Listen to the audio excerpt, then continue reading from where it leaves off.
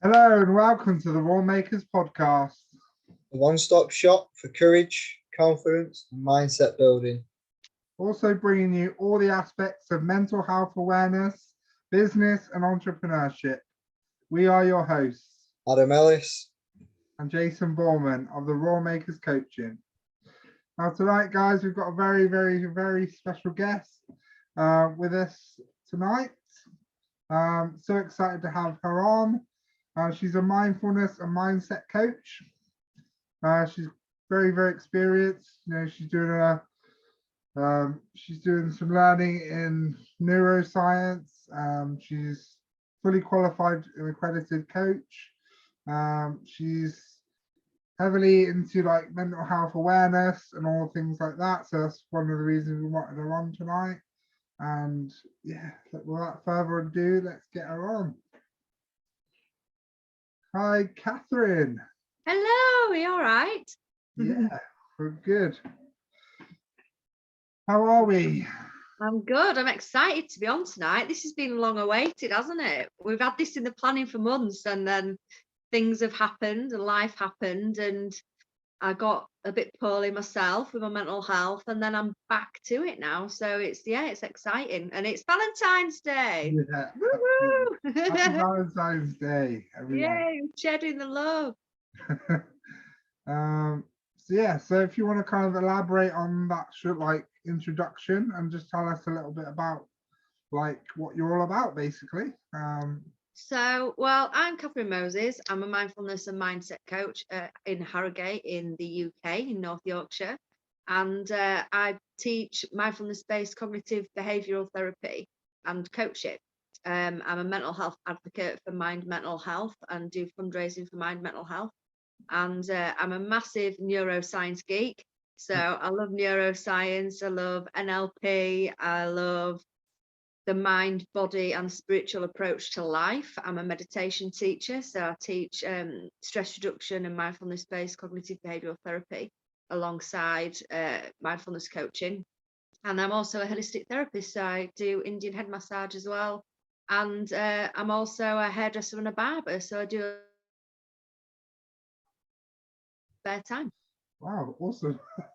So quite a range of things there, and but also quite niched if you at the same time. So it's like you're very much into holistic therapy, very much into kind of helping people in general. And it's the mind body approach. So I do everything from obviously your mental well-being with the coaching to the self-love aspect with Indian head massage and the kind of self-confidence aspect in the hairdressing, really. So it's all one big collaboration really of my business. And my long-term goal is to set up my own academy. So my academy will be teaching everything, like I'll have yoga teachers in. I also did some Muay Thai training last year and got really heavily into Muay Thai and into my fitness journey. And so my academy will eventually have like personal trainers in there teaching Muay Thai. So it's a full mind body approach of invoking your power, which is the spiritual practices of Buddhism, and it's my religion, and it's my calling, and it's everything that I teach, practice and coach daily on a day-to-day basis and a one-to-one basis when people come for coaching sessions with me. Amazing. Right, so how did that come about? How did you sort of hear about Buddhism, and how did you get into like having that as your faith? Right. Well, I went 6 years ago. I was married and got divorced, and my divorce was quite challenging, and I suffered a mental breakdown, suffered severe depression from it. And I went traveling to Thailand and Australia for 6 weeks to kind of sort my head out and to deal with, you know, the breakdown of my marriage and an 8-year relationship. Had the best time of my life and kind of just got into the spiritual practices of mindfulness. And I started off on the journey before I went to Thailand by finding a mindfulness book in a bookshop, started to read it and put those practices into place to help me come through depression. And then when I went to Thailand, I went and visited a Buddhist monastery in Bangkok. Absolutely loved it, loved Thailand, loved the Thai way of life, the they're very humble people. They work very hard, and they're quite happy and bubbly and loving and kind and caring and compassionate and nurturing people. And I just fell in love with the faith, really, and the faith kind of is what brought me out of depression. So I just started to practice it, and just loved it from there on, really. And then I got signed off long-term sick in 2019, and just went back into the job centre and was like, I can't not do anything. I've worked from being 2004, from being 14, and it's 2019. I'm out of a job. My physical health, I have fibromyalgia, so my physical health had been declining as well as my mental health. And so I asked them if they could help me to retrain. So I started to retrain in holistic therapies, did an Indian head massage course, and then found a spiritual life coaching course and did that course and found out all about the Aboriginal tribes and all about spiritual tribes across the world and through history, and just really got into spiritual side of things and just loved it. And when I was in Australia, I went to the Blue Mountains on a Blue Mountains tour, and that was where all the Aboriginal tribes originate from, and just loved it. Just fell in love with the peace and the stillness and what we lack in the Western world, because in the Western world we suffer so heavily with stress and anxiety and fears compared to Asia and the other side of the world, Australia. They live a lot more chilled out pace of life, and here it's kind of like we've got it all wrong in the Western world. We live to work, and then we work, and then we retire, and then we die. That's kind of the circle of life for us Westerners. And traveling just made me realize that I didn't want to live my life like that anymore. That living my life working 9 to 5, working 45 hours a week, running down the street with a piece of toast in my mouth, getting to work late, having my break times taken off me because I was late for work. I was stressed, I was worried, I was anxious, I was constantly chasing money. Absolutely hated my life, and just came back and retrained and went from there on, really. And then just I started to I got diagnosed with fibromyalgia, and I started to study fibromyalgia in the brain, because when you have fibro, you basically get told you've got fibromyalgia, you've got chronic widespread pain. Your body doesn't deal with your pain sensors like a normal average person, so you have heightened pain, and you suffer with daily chronic fatigue. So it's reducing your stress is literally life-saving. You have to reduce your stress, otherwise you're going to end up with flare-ups. Your whole body's going to go into spasm. And I mean, they thought I was having a stroke when I was 21 because my left arm didn't work, both my legs didn't work, all my jaw was in spasm, and that was purely down to stress. And that's what's created fibromyalgia in me. So I started to study and research fibromyalgia and the brain science behind why we have fibromyalgia. And so I now go on to teach fibromyalgia workshops. I had a studio the year before the pandemic hit, and I had to give it up because I just couldn't afford it, and my business wasn't built up as much as it is now. And so I just ended up, I was running support groups for people with fibromyalgia. But obviously, I kind of got my business online, started with TCN, which is where we met, and got my business online and decided to put everything online then, and do more social media marketing kind of side of stuff, and really enjoyed the online world. I mean, I love my face-to-face contacts as well. Obviously I still do that with massage and stuff, but when the pandemic hit, boom, everything went online. So I've kind of had to muddle my way through the online world, work out how to do Zoom calls like this. Like we were just saying before I came on with it, I'm not that great on Zoom. And so I've had to work my way around the social media aspect and learn and grow like that, and widen my audience and widen my services as well of what I offer people. It's amazing. So one of our goals is to kind of reduce suicide in men. Mm-hmm.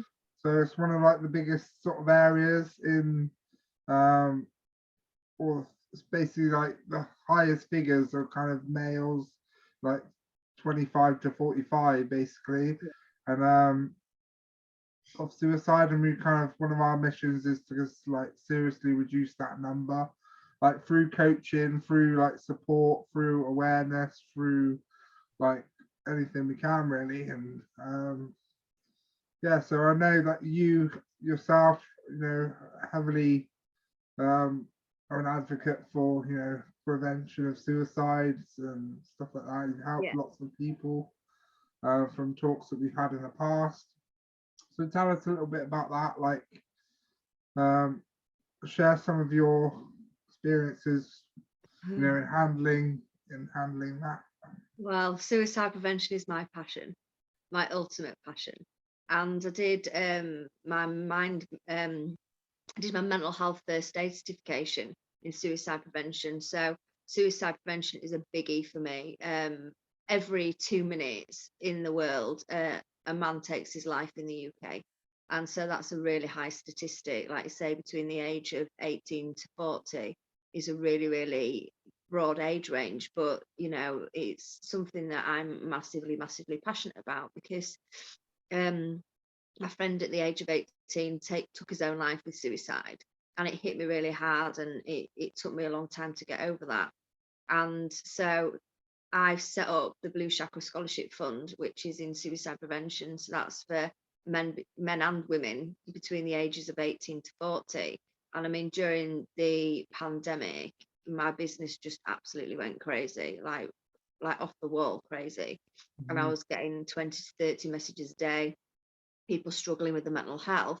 I taught 4 people out of suicide globally during the pandemic, and I've had guys sat on my sofa suicidal as well, face to face, that I've taught and coached through suicidal thoughts or through severe depression. And it's something that I fight for. I live, I breathe, I eat, fight for suicide prevention. And myself, this year I've had a really bad bout of depression and a psychotic episode in which I was suicidal myself, and I called it in because I was having prolonged suicidal thoughts for longer than 3 weeks. And I ended up having a psychotic episode where I was hearing voices and stuff, and my behaviours were all really erratic, and I was really, really extremely poorly, to the point where I was sectioned at home under a community care team that I've still got a community care team in now, who are helping me to get back on track. So tonight's podcast is really poignant, really, in talking about suicide awareness and suicide prevention, because I've been there myself on several occasions, over the past 6 years. I've had suicidal thoughts on and off, and suffered with depression, suffered with my mental health. And I have that level of understanding of when people are suffering. And I think that's what makes me the coach that I am today, because I resonate with a lot of people, and people find it easy to open up to me and to be vulnerable and to admit that they're struggling. And in my goal every day is, if I can save one life just through sitting on the end of a phone call and talking to somebody and reprogramming a person's brain with neuro-linguistic programming and neuroscience, then I will, and I set up my scholarship fund. So my scholarship fund is a 12-week coaching package, and that goes through each area of your life. It gives you a diet plan, it gives you a Muay Thai exercise plan, it gives you a full lifestyle overhaul. We do a vision board with that. We do a dream big session with that. It's a full 360 of life in 12 weeks. And I've had amazing results with guys that I've spoken to, and just in our sessions and in our meditation sessions, I've had just instant results just from having that conversation with somebody and opening up the conversation. And I do my own mini kind of version of a podcast like this, which is called Open Up the Conversation to Mental Health. And I've had 7 interviews so far on that during the pandemic, before unfortunately I had a break and got not well myself. But I love the fact that I'm on here tonight speaking to you, because I love your posts about how you think and how you feel from a man's perspective. And I know we often have conversations, don't we? And the things that you post are so raw and so vulnerable and so honest, and I love that about you. It's really heartwarming to see, and it's really good to see that you are leading in that kind of way, and you're showing men that it is okay to be vulnerable. You know, it is okay to sit and show your singing and stuff like what you do, and to say, hey, you know, come on guys, I'm having a shit day, I'm not feeling great, I'm feeling insecure, I don't like the way I look, or I'm gonna this stick is Whitney on bothering and me. I'm gonna have a good sing song. Yeah, like come on, get on and have a dance with me. Or, you know, I've danced around my front room tonight and posted a video, you know, and I start to sing with the music blaring in the background. You sit and sing. Like, it's just been so natural and so honest, isn't it? That you get the best out of people. Love that, love that. Um, yeah, so can people like donate to that fund, or like how does it work? Yeah. With So you can donate to the fund. I'm currently fundraising for Mind Mental Health and the Scholarship Fund, and I'm trying to raise £2,000, which is a really small amount of money, but it's achievable for me right now. So 1,000 of that is for the Scholarship Fund in suicide prevention, and the other 1,000 goes to Mind Mental Health charity. So I'm actually having a ball, a fundraising party, really, a celebration of life, I'm going to call it, on the night. Celebrate life, because so many of us, when we're in that place, don't want to live, and it's just showing people that you can live and there is something to live for. So my scholarship fund offers as well, any donations help for anybody who signs up to a 12-week coaching package with me to also access a free mindset workshop. And my mindset workshops an hour's workshop, and in general they're £22.22, and it just helps to give somebody an extra bit of access to something to really boost the mindset. And I mean, a lot of work goes into a mindset workshop, and it's all structured and everything now, and I've had it running for a while now, and they're great. You know, people love the workshops, they love the fibro workshops, and they love the mindset workshops. And it takes you through what I call a spiritual breakfast. So it's just a morning routine of how you can prep your mindset before you start for the day. And it's how the biggest leaders in the world, basically, I've taken tips from all these massive big leaders of the world and people that have inspired me, and put it together in one mindset workshop.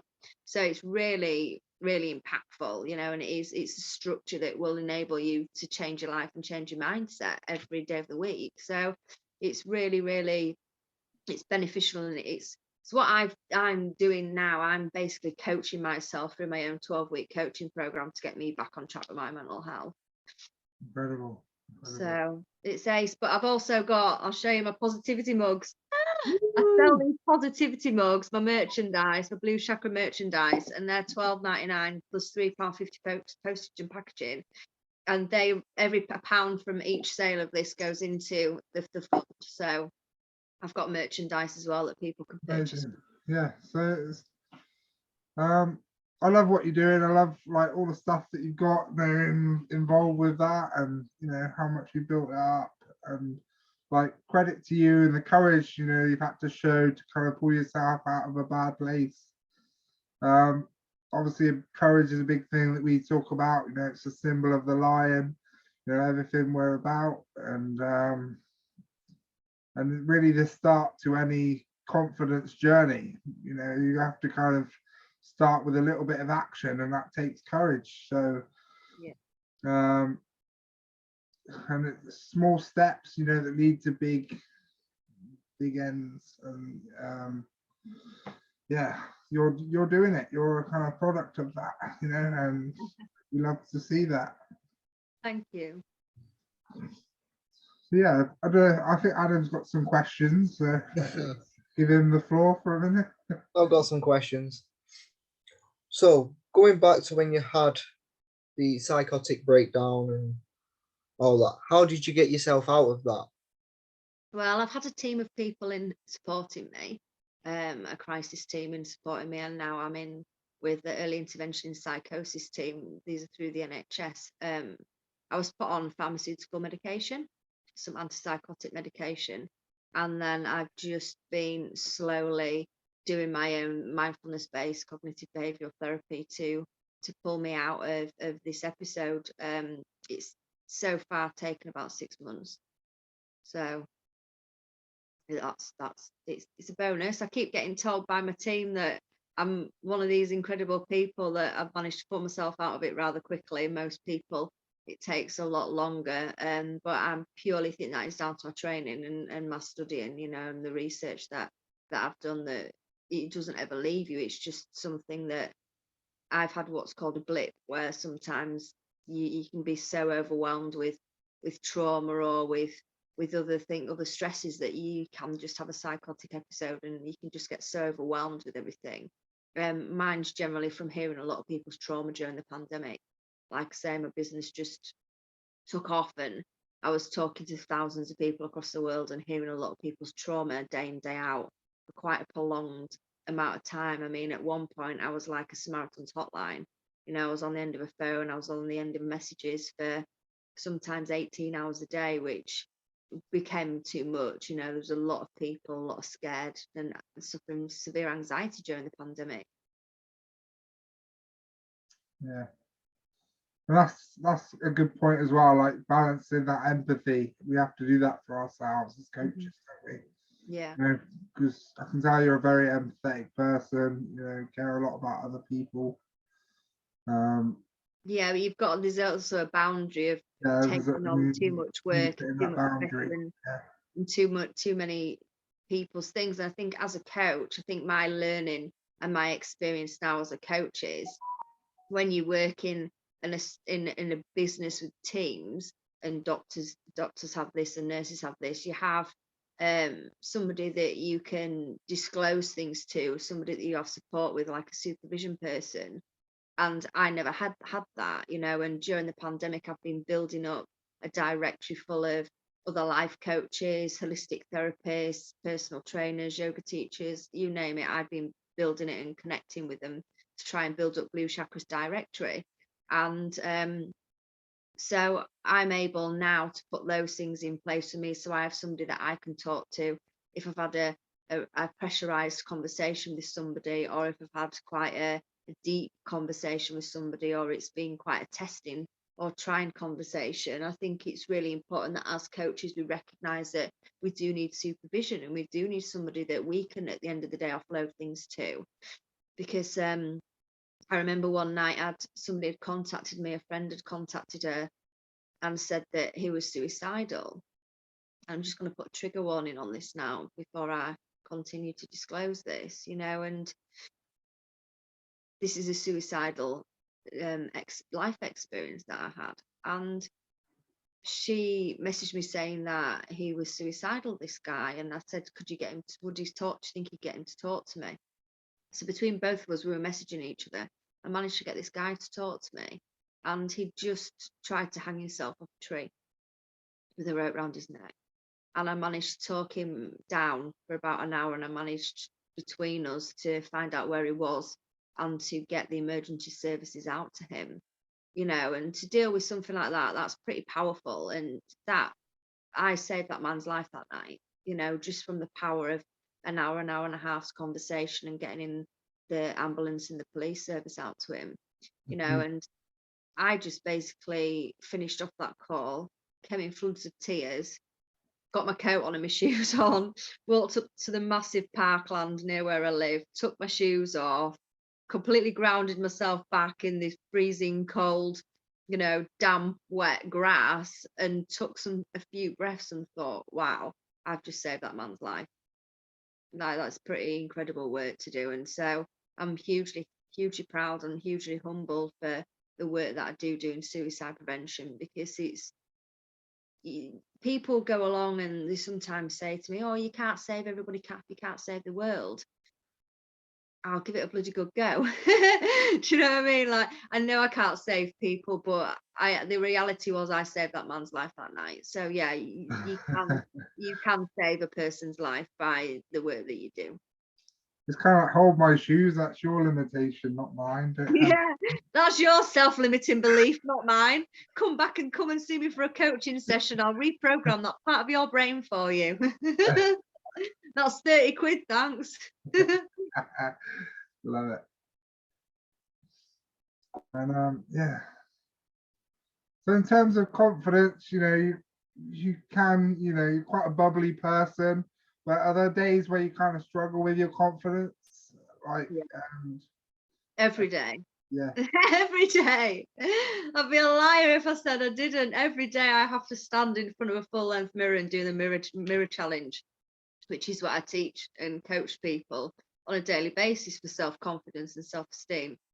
And every day I stand in a full-length mirror in my knickers, in my bra, go like this with my arms, go, oh, look at your guns, calf. And every day I stand there and I do that. Like, and it is funny because if somebody videoed me doing it, you think, what the hell is she doing? But like, I full on check myself out every day of the week. And the thing is, because I was Muay Thai training, my body was changing in shape. And I was getting the shape and the look of my figure that I wanted to. And then when I got really ill, I stopped eating and I dramatically lost a lot of weight and felt really ill and couldn't look at myself in the mirror because I hated what I saw. And then these past kind of few months, I've got back into picking my weights up, back into doing my squats. And again, this is part of the mindset routine that I teach people, which is you have to accept yourself. You have to accept yourself, and no matter what anybody has said to you over the years that has ever knocked your confidence and made you feel like shit, stand in front of that full-length mirror with your head up and your shoulders back and look at yourself from head to foot and appreciate your beautiful human body that God has given you. And you know, we all come from somewhere. We all come from two tiny little seeds that come together and make us who we are, and that is such a miracle within itself. That how could you not possibly stand there and love yourself? And it's hard because we don't. And we don't because we've had put down after put down and comparison to other people all our lives, you know, with the media and everything else. And you've got to stand there and check yourself out. Like I checked my ass out today. Like I was proud of my ass today. Like I got out of the bath and I stood and I did 20 squats in a full length mirror, you know, and just was like, yeah, go on, calf. Like I felt it's really empowering and it makes you feel so powerful. And I was just like, yeah, well, my ass is where I want it to look today. Like it's up here. It's like a shelf. I wanted my ass to look like I want to crack eggs on my ass. Like that's what you train for. And that's why I heavily get into my squats and stuff. And like, and the more I see my body changing, the more I love it.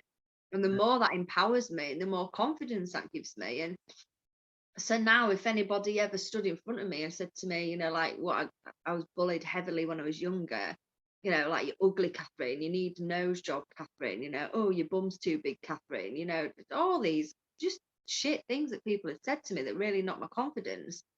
Like now I stand there and I'm like, yeah, look at my ass, thanks. I love my ass. I grafted for this ass. Like I've spent hours in the gym on a massive, you know, on the ski machine, squatting with this, putting myself through some right paces and overcome a phobia of going into the gym in the first place because I lacked self-confidence and I had this fear of men looking at me, you know. And the weird thing is I've worked in a male-dominated environment for the majority of my life, hairdressing and barbering. You know, it never ever really bothered me, and you know, I've had men bantering me and constantly commenting on my boobs or my bum and stuff, so I'm kind of used to it. But I got in a relationship with my ex-husband and he made me feel really shit about myself, and then he left me for another woman, which then knocked my confidence even more right down to the floor, and I had to bring myself up out of it. And you know, I started Muay Thai training to feel powerful, and it's a full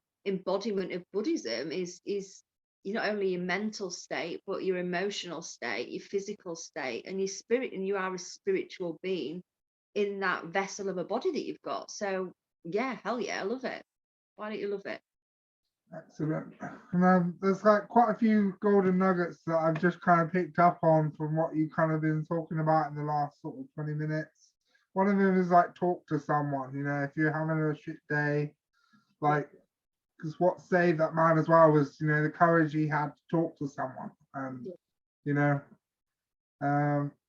so yeah, if you're having a crap day, like just find anybody, you know, you had a support team around you. That makes a difference, you know, when you've got people around you, anyone that, you know, gives a shit for like a slither of a second, you know, it's kind of enough to kind of latch you back to the earth and not wanting to die for that one split second, if you know what I mean. Yeah, 100%. And I think that's the biggest thing that together we can promoting suicide prevention is it just takes sometimes it can just take you to reach out and ask somebody if they're okay.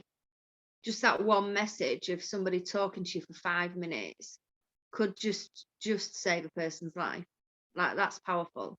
And for goodness sake, man, like, come on, for fuck's sake, let's get, it's okay to be not okay, and it's okay to talk about it. Yeah. So another thing was accept yourself. I'd heard that. I really resonated with that. Just accepting yourself as you are. And, it starts with the truth. Like, when you're looking at yourself in the mirror and you're seeing what you're seeing, and, it starts with that truth. Any sort of building, you have to kind of start from somewhere. And it's like that acceptance. Acceptance of yourself, and starting with that truth. Yeah, I think J.K. Rowling is a good one. She has a famous quote, which is, rock bottom is a foundation on which I rebuilt myself. Yeah. And once you get to rock bottom, you pretty much know that you can't get any further down than there. So you've got to take a strong, hard look at yourself in the mirror. And that's what the mirror challenge is about.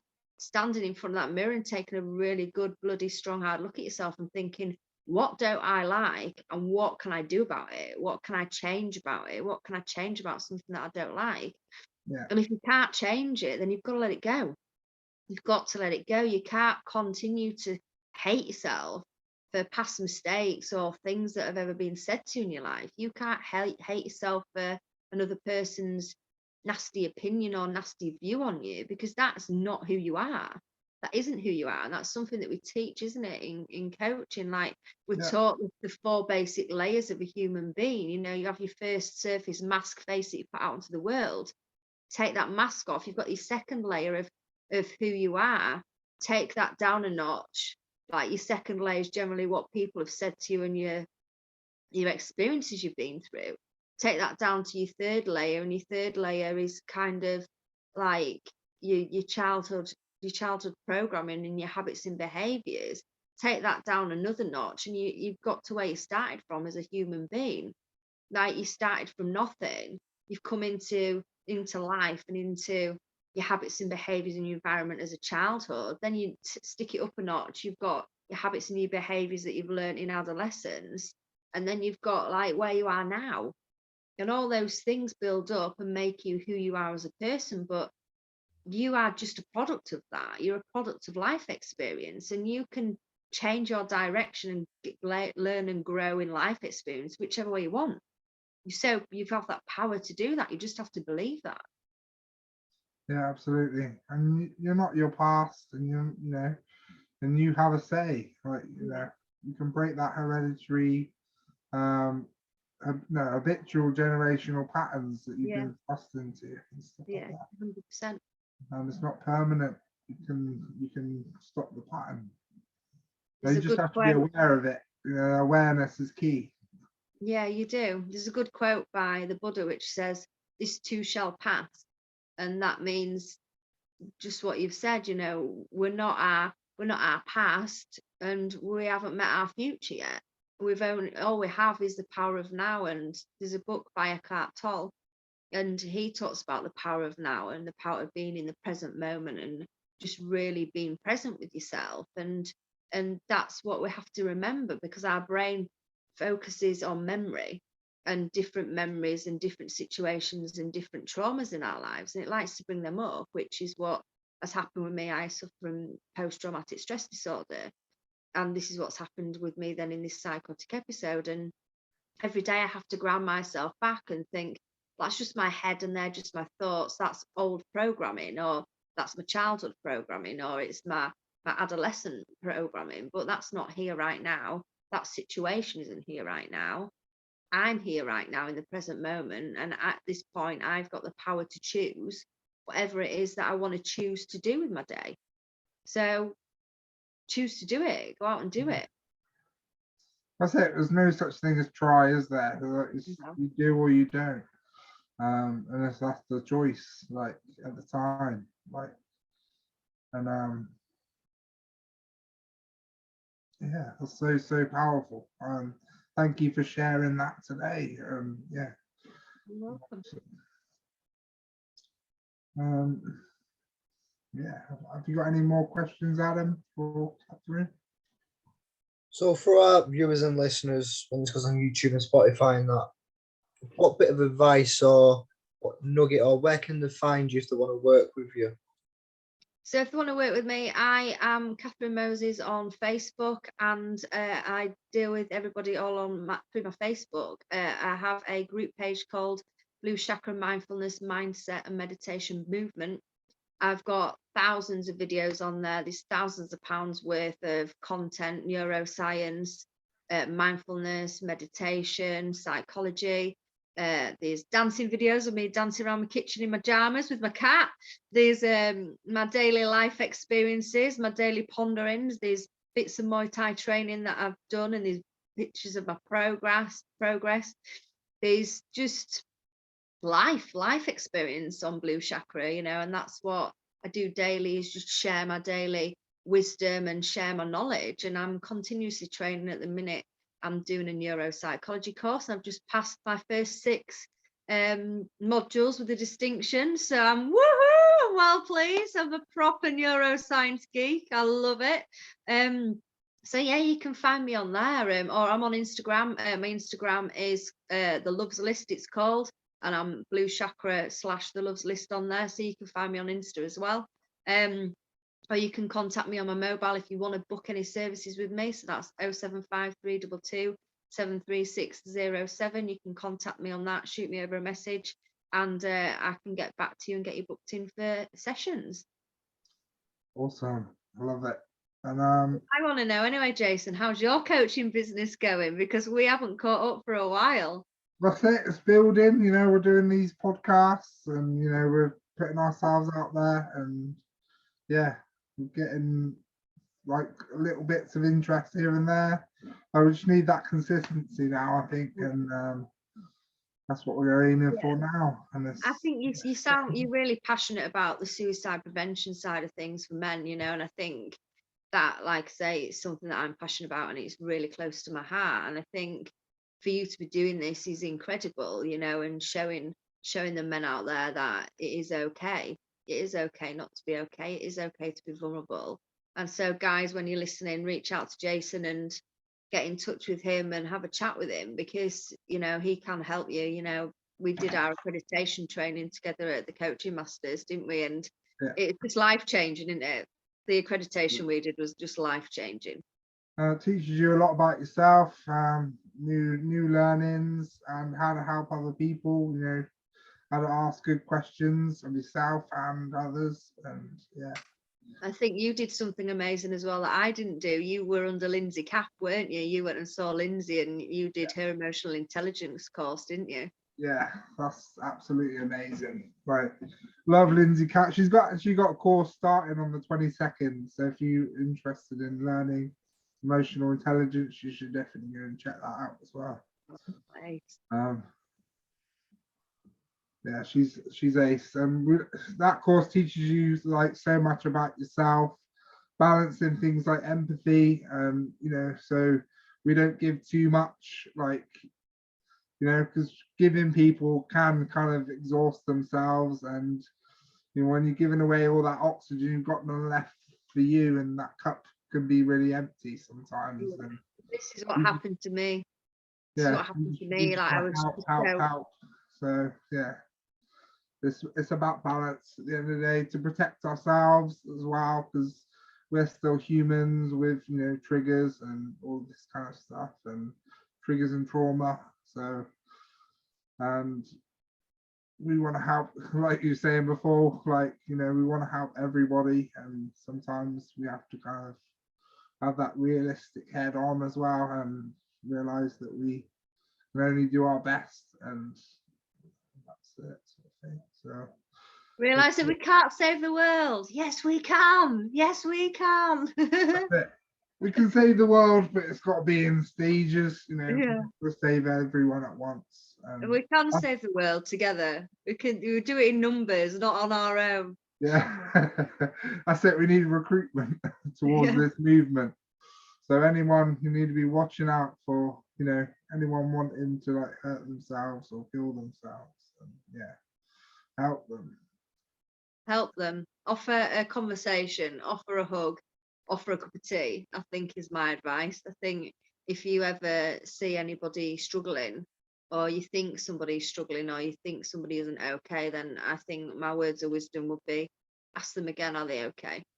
Because if you think that you're really not okay, just sit there and give them some space and give them some time to sit and actually talk and let it out. I think is probably the biggest words of wisdom that I could give off experience. Yeah, absolutely. And I've been in that place myself, and it's not, you know, it's not a nice place to be. Like I was on my third redundancy. I felt like crap. I felt like, you know, every time I tried to build up and move on to the next level of my life, it would just be taken from underneath me. So I thought, I got to a stage where I thought, what was the point? What's the point? Like, so, you know, I've been there, and you know, thoughts like that crossed my mind in that time. Luckily, short after, I found the coaching world, and yeah, started on this massive journey. So I feel blessed that it found me at the right time.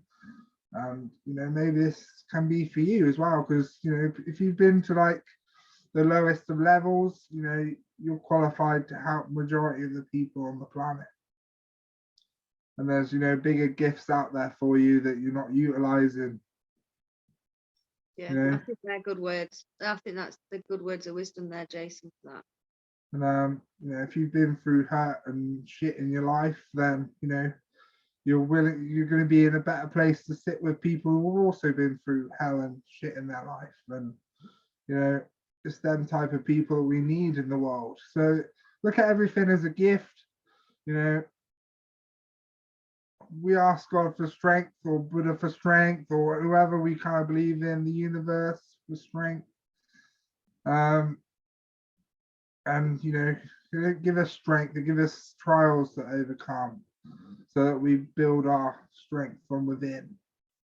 Yeah, and we build our resilience. I think resilience is a good word because we are resilient as human beings. We put up with a lot of shit. We put up and cope with a lot of shit in our lives as human beings, you know, and I think the most important thing to say is we are all human and we're not robots. We are human. And it is okay to cry. It's okay to feel sad. It's okay to worry, you know. Take yourself back to when you were a little kid. You know, when you were a kid, you had tears, you had tantrums, you were worried, you were tired, you were hungry. That's not any different just because you're an adult. You know, it's just more so. I think we cry more as adults because we've got more to deal with.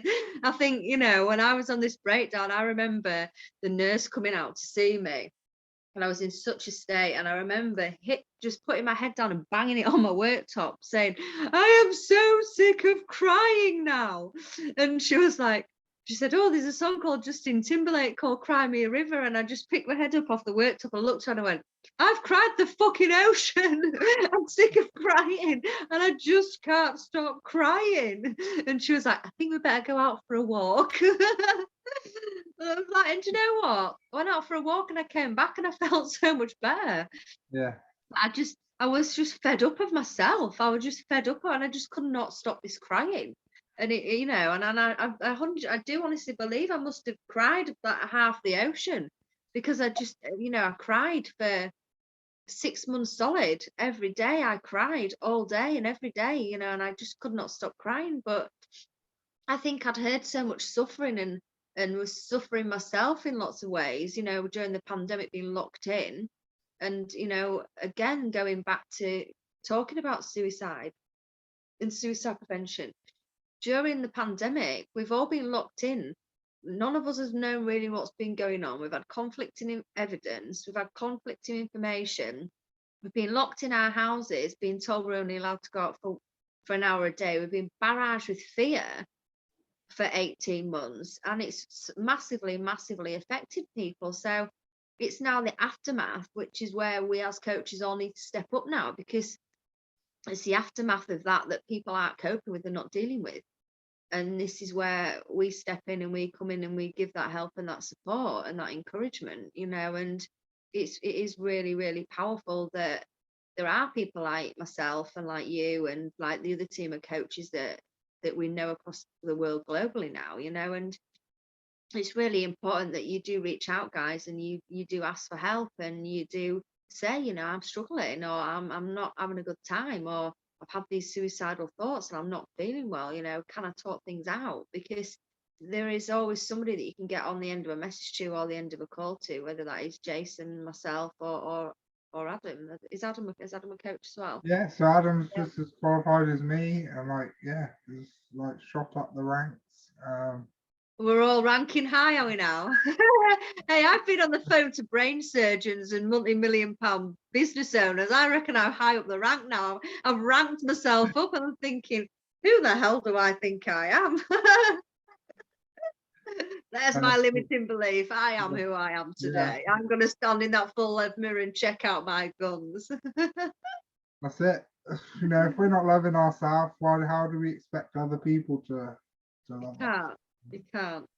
Yeah, it starts with us, and that's something that's changed for me massively over the last year. I used to loathe myself, but I used to care about everyone else and just ignore me, basically, and what I needed. And so what flipped the script on that then? What changed you? What was the golden nugget? well, I did Lindsay Changed Katz's you. emotional intelligence course. That was the switch, because it brought me back into balance. Everything I was feeling, everything I was thinking, there was a reason for it, and I went and looked under the microscope, basically, and I was able to tweak all those little things that were kicking out other areas of my emotional, because there's 15 areas you've got to be aware of. There's things like independence,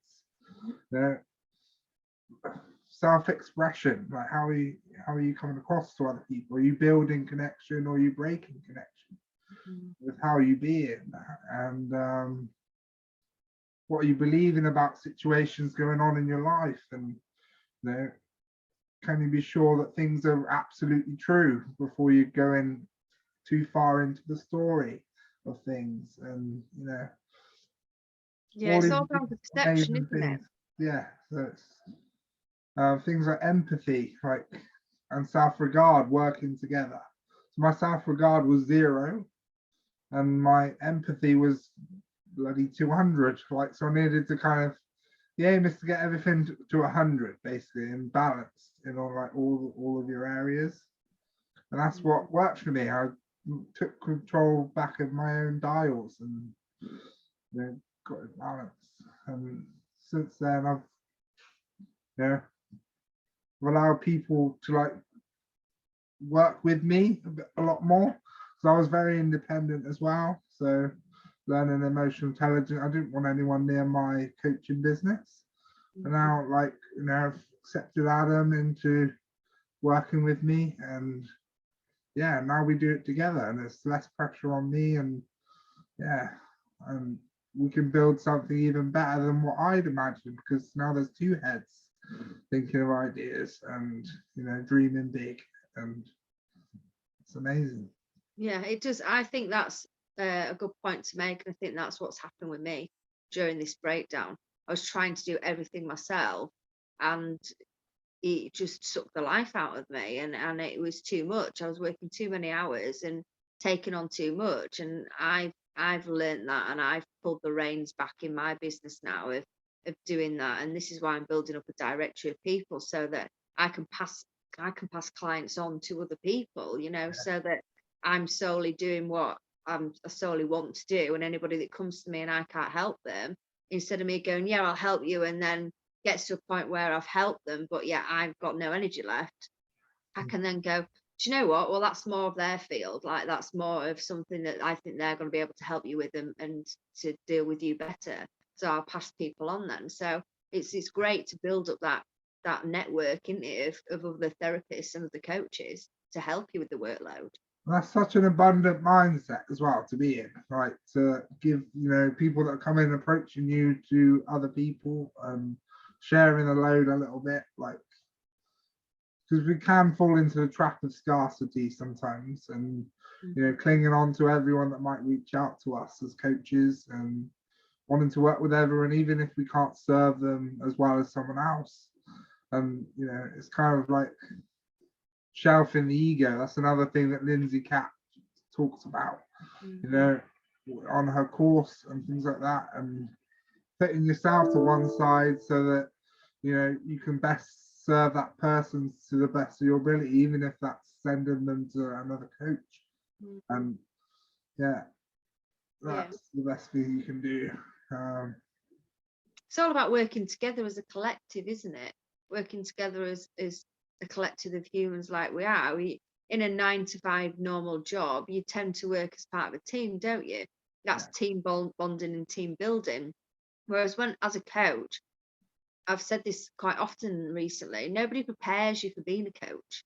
Nobody prepares you for the enormity of the job, do they? People don't always even now recognize what a life coach is. I mean, I've had a conversation with my mum today, and she's clueless as to what life coach is. I've had to try and explain it to her, but it's hard to even explain what life coaching is to somebody, and for them to sit and understand you unless they're sat with you in a room while you're coaching somebody. It's hard to explain coaching to people for them to understand. But I think the best way to explain what life coaching is, for those who don't know what life coaching is, it's basically you come to me and I sit and pull you to pieces, pull all your fears and your insecurities to pieces, and then we put a plan together and make your life better off that. We eliminate your fears, we eliminate that self-doubt, we eliminate that lack of confidence, and we help you to jump those hurdles of what's holding you back and get you to a place where you actually want to be thriving, don't we? You know, I think that's a really good description of coaching. What's it? People go to personal trainers to beast their bodies and, you know, okay, tear me apart physically so I can build stronger muscles, you know, when they come back. Like, and we do that for the mind and, you know, people's confidence and how they feel about themselves, and, you know, pushing and working on goals, you know, dreaming bigger. Yeah. So to wrap up this podcast episode tonight, like, just tell us a little bit about where Catherine Moses is going to be in 5 years' time. Oh, do you know what? This is my 5-year plan, and my long-term plan is to live abroad. Like, by the time I'm 45, so I'll be 35 in March. So my 10-year plan is to eventually live abroad, and I'd love to live in Greece. My 5-year plan is to upscale Blue Chakra, to have my academy, to open my academy and have academy premises. So I have people all working as a part of a team under one roof as part of the Blue Chakra Academy. That's my 5-year plan.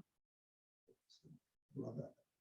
That's a big dream, big, isn't it? Yeah. That is a massive dream, big for me. But do you know what? I started off with a small studio, and I am literally grafting my bum off, because my dream is to have what I had when I first set up, but on a bigger scale, and have a personal trainer in. You know, I want to have an academy where I've literally got day-to-day running a business with a personal trainer in, a yoga teacher, me doing massage, me doing like haircuts, with, you know, personal trainer teaching Muay Thai. That's what I want my business to look like. I want it to, that's my business model. I want an academy.